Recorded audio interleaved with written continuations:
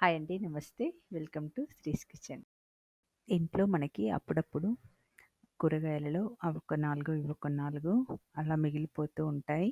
వాటి అన్నింటితో కలిపి కర్రీ చేస్తే అన్నంలోకి కాకుండా చపాతీ, పూరి, జొన్న రొట్టె ఇలా అన్నిటిలోకి తినేయొచ్చు. కర్రీ అయితే చాలా టేస్టీగా ఉంటుంది. ఇక్కడ ఆలు, క్యారెట్, పచ్చి బఠానీ, వంకాయ వీటన్నిటిని శుభ్రంగా కడిగి ఇలా కట్ చేసి పెట్టుకోవాలి. ఇవే కాకుండా ఇంట్లో మనకి అందుబాటులో ఉన్న ఇంకా వేరే ఏవైనా కూరగాయలు వేసుకోవచ్చు. స్టవ్ పై గిన్నె పెట్టుకొని తొందరగా అవ్వాలి అనుకున్నప్పుడు ఇలా కుక్కర్లో వేసుకోవచ్చు. ఇందులో 2 టేబుల్ స్పూన్ల ఆయిల్ వేసుకోవాలి.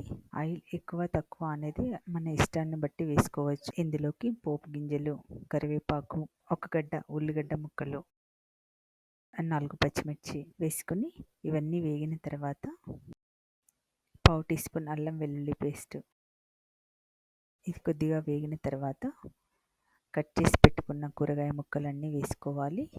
పిల్లలకి కూరగాయలలో ఏదో ఒక ఐటెం నచ్చకపోయినా కూడా ఇలా అన్ని కూరగాయలతో కలిపి వండేస్తాం కాబట్టి ఈజీగా తినేస్తారు. వీటన్నింటినీ నూనెలో కాస్త ఉడకనివ్వాలి. ఇవి కొంచెం ఉడికిన తర్వాత 1/2 టీ స్పూన్ పసుపు, 2 టమాటోలని సన్నగా కట్ చేసుకుని వేసుకోవాలి. 1 టేబుల్ స్పూన్ కారం, 1 టేబుల్ స్పూన్ ధనియాల పొడి, 1 టేబుల్ స్పూన్ కొబ్బరి పొడి, రుచికి సరిపడా సాల్ట్, అన్నింటినీ ఒకసారి బాగా కలుపుకొని ఇలా ముక్కలన్నీ నూనెలో మగ్గిన తర్వాత మనకి ఇలా ముద్దగా కావాలి అనుకుంటే ఇలానే ఉంచుకోవచ్చు.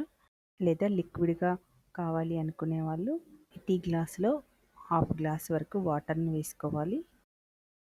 ఇలా అంతా ఒకసారి కలుపుకొని కుక్కర్పై మూత పెట్టుకొని 3 విజిల్స్ రాగానే స్టవ్ని ఆఫ్ చేసుకోవాలి. కుక్కర్లో నుండి ఆవిరంతా పోయిన తర్వాత ఓపెన్ చేసి వావ్, కర్రీ అయిపోయింది.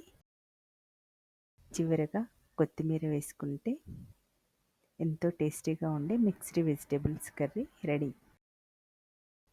ఎంతో టేస్టీగా ఉండే ఈ కర్రీ మీకు నచ్చినట్లయితే ఒక లైక్ చేయండి. నేనైతే ఇది కంపల్సరీ వారంలో ఒకసారైనా చేస్తాను. మీలో ఎంతమంది ఇలా చేసుకుంటారో నాకు కామెంట్ చేయండి. Thank you for watching.